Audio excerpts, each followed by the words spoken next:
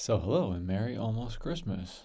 So, today I'm going to go through one of my songs that I wrote called Merry Christmas Anyway. And here's what the Logic session looks like with a bunch of different instruments, which I will play, but we're going to listen to it. It's getting kinda colder, almost winter time. I miss the summer sun upon my skin, and my nose is frozen, toes, ice cubes in my shoes. So meet me down in Mexico, a valley by the shore. Sadly selling seashells, take our holidays to go. If only Frosty could come too. Or should we ask his point of view? Well, I made it snow, no, I wouldn't stand a chance. In warmer weather, what a mess it would be in my pants. Plus your cheeks are blushing and I'm not slushing. I wish you would stay home, but I know you wanna go.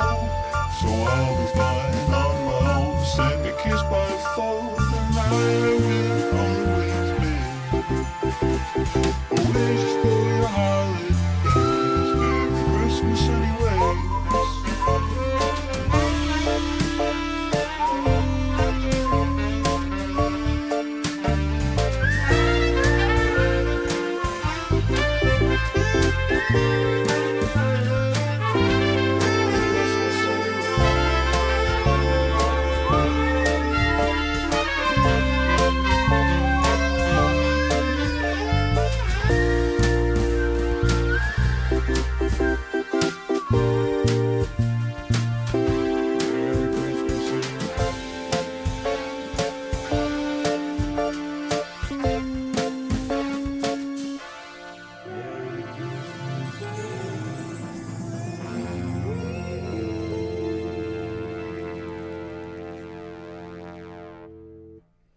So, some fun stuff in there.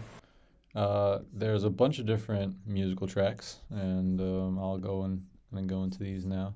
The music tracks are broken up into different sections. Some of them are MIDI audio, so instrument tracks that you could change. For example, this classic suitcase kind of Rhodes thing. This kind of synth bells, and those sound like this.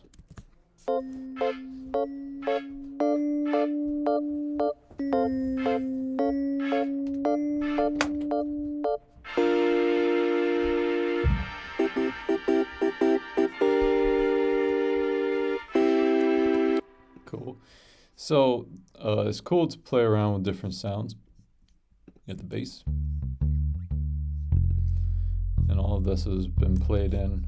I played it in on a piano keyboard, but it is cool that you have access with MIDI to be able to make different sounds from different instruments. And then I also have my singing bass. Meet me down in Mexico, a valley by the shore. Sally selling seashells, take a Holidays to go, if only Frosty could come too. And then we have different audio tracks with harmonies.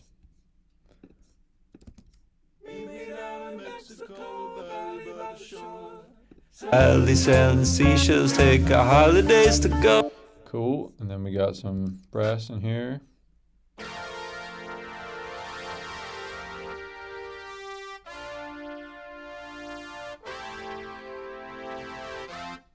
no, I wouldn't stand a chance.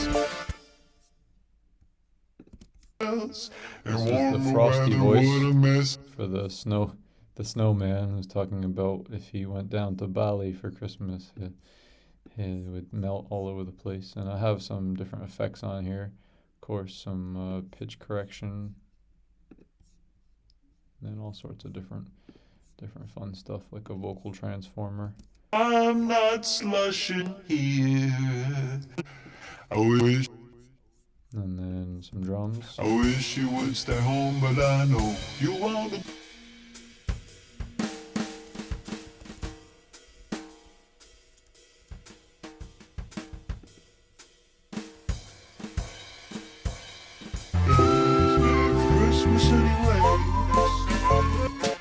have some whistling in here. So mainly what I want to talk about with this is that there are a lot of creative elements, and yeah, just play around with things, see what you can make that expresses the vibe of the sound that you want. I wanted it to be kind of a cheerful, like Christmas sort of song, and so it has all these kinds of instruments in it, like little jingle bells and stuff, and some like, brushes of different things. But I wanted it to be playful, and that's where some of the musical elements that you could look for would be sound playful. And it doesn't necessarily need to be so much instrumentation. It could be simple for whatever you want to make. But this was the version of this song that I wanted to make, and it could be done just with a guitar. But this is like many possibilities that can be added together when you actually get into creating a song. And so for getting started with something like this, the first thing that happened was that I was lying in my bed and I started singing this thing to myself, like to do to do to do to do to do to do to do to do to do to do. And then all of a sudden I was like, Merry Christmas anyway. So I was like, oh, what is Merry Christmas anyway? It's like, is that like somebody saying something about, they're kind of sad, but like Merry Christmas anyway? And then I was thinking, well, what would somebody be sad about? And it's just like, okay, maybe it's like a snowman that was melting, but on his way out, he was like, well, Merry Christmas anyway. Or maybe it was, a family that didn't get to see somebody at Christmas, but it was Merry Christmas anyway. So after I had that, I sang it to myself, to do, and I said to myself, okay, what's the tempo of that? And so I went onto like a website. You just type in BPM tapper, and you just go click, click, click, click, and then it says it'll be whatever song you're making. It'll tell you that's the song, that's the tempo of the song that you want to make. And so then I'd say 113 or something around then, and I'd type that into the metronome so that the whole project now becomes like 113, which means if I'm adding drums from Logic, it's going to like snap into that beat. And so then I figured out that I was singing the song in the key of F, so then I put the whole project in F so that I could just work in this whole like atmosphere where everything had a bit of a structure. When I start adding in elements and I want to like chop up to the right exact beat and make sure that some of these things which are on multiple instruments get like, structured a bit better, then that's the tempo that I set it at. So that tempo could be different for every song, because like a slow do do do do is not going to be 113. It's going to be however many beats happen per minute. And so songs like this is a bit upbeat because your heart beats, around like 70, 80, resting maybe like 60. And so anything that's around that is just going to keep you chill, but something that is a bit faster than your heartbeat is going to get you moving a bit. So it's a bit like kind of like maybe like a little kind of a bop.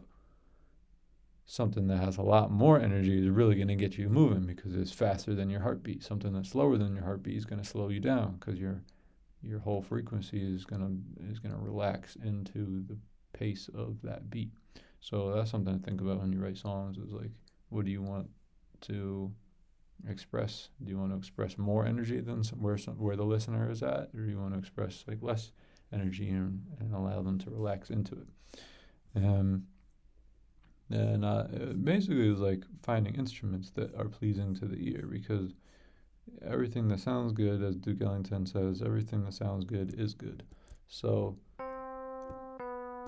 I like this, and I like it at the volume that it's at in the song, which is not too loud, and it adds a little bit of flavor to the melody.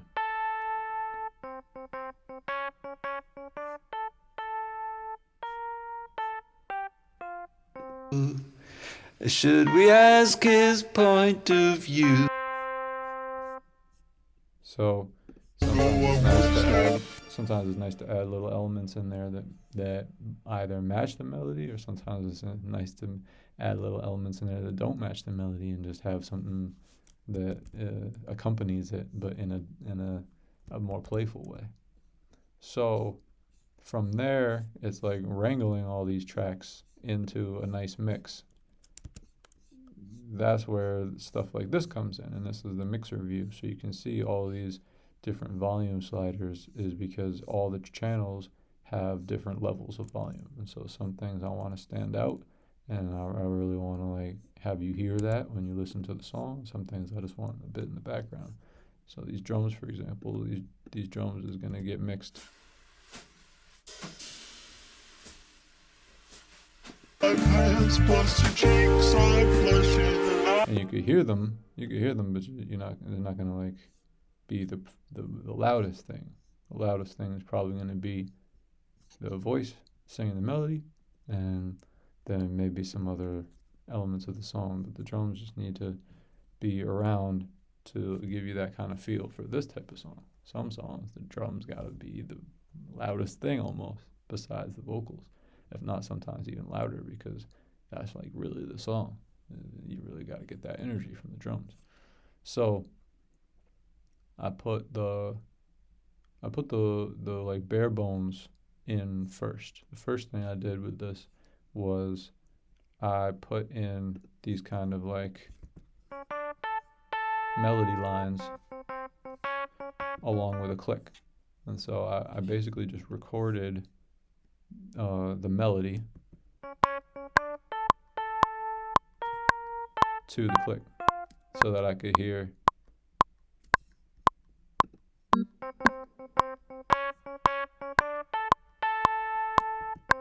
what the melody of the song was going to be once I actually got it into a structured form. And then what I did after that was that I sang the record along to the click. Sadly selling seashells, take our holidays to go, if only Frosty could come too. I sang along to the click and like a very simple version of the thing so that I could actually hear what this might sound like. Nose is frozen, toes, ice cubes in my shoes. So meet me down in Mexico, a valley by the shore. Slowly I started adding in things. The shore, sadly selling seashells, take our holidays to go, if only Frosty could come too. Or should we ask his point of view? Well, I made us know, you know, oh no, I wouldn't stand a chance. You want my weather, what a mess it would be in my pants. Plus your cheeks are blushing and I'm not slushing here. I wish you would stay home, but I know you want to go. So I picture this song as kind of like a animated type of thing, maybe like a fun like kids song for Christmas or something about, you know, in spite of anything, just wishing someone Merry Christmas. So that's basically the concept of the song, and then I expressed it in this way with these production elements, the melody stuff and the drums, and you know, this was a song that I recorded on my laptop microphone with free instruments and Logic. So the thing that is nice about this is that I could hear what it would basically sound like in like this stage, and maybe it stays like that. Maybe people like it, and I like listening to it enough, and it's just good to go. Some demos are like the real thing, and maybe this is like a demo that is a inspiration to myself to say, oh, this is actually something to look into. Let me take this to a producer, or let me reproduce this to a level to which is like you could hear this at like any coffee shop or something. Or maybe this production element is not right. Let me take this out, and maybe I actually want to get like a more stripped down, just kind of acoustic vibe to it. But playing around with this in this kind of way allows you to hear all the different possibilities of, you know, what would this record sound like taken out of your head and put into a production, so that the whole vision could kind of be mapped out and you could hear different things. And it's really just like creating and playing around. So you can do it. You know, it takes some time to learn the program and become familiar with this interface. You can do it. It's definitely within your skill set because the the program is it has all this stuff within it. You don't once you get the program, you don't need to go to download this or download that. It's like everything's here. And so as long as you put the time in to actually like clicking around and pressing every button and actually learning it, you can. It's not the only way. You know, you could take this to a producer, you could just get somebody's help with a song that you have. You could just get somebody's help who already knows how to do this, and you just stay in your own thing. And you just say, it's not really interesting to me to learn this. I just want to focus on the stuff that I like to do and just do that. And there's a great benefit to just sticking with the stuff that you actually super love to do, that's in your wheelhouse, and being the songwriter and let somebody else be the producer. But this option is also out there for you to pick up a program. It doesn't need to be Logic. There's other programs, FL Studio, Ableton. There's so many programs. Some programs are even free. So it doesn't really matter sometimes like what software it is. It more matters like the mindset first of like being interested in learning, being interested in creating, and then applying that interest into sharpening up your skills to be able to put together, you know, like a melody and like lyrics and stuff and create a song. And then believing in that enough to be able to apply that with some tools to be able to actually create, you know, like a version that you could listen to and say to yourself, I like this. And it all starts from belief. It all starts from, you know, giving yourself permission to create and play around, and then work with the tools that you have and what's available at your fingertips before you think to yourself, oh, you need the best producer in the world, or you need, you know, to spend lots of money on stuff. It's like, see what can be created right where you are with what you got, the people around you, and then see what people start telling you, what you start telling yourself about that, and whether you at that point need to go and bring it or want to go and bring it to a higher level professional producer or whatever, just so that it has that touch, because it'll have their stamp and their imprint on it. And maybe it's good to have that, and maybe it's good to have that homegrown organic feel with you and your friends or you and yourself. So that's what the journey is about. It's like being creative and looking for ways to give yourself permission to start and then play around. Blessings. Talk to you guys later.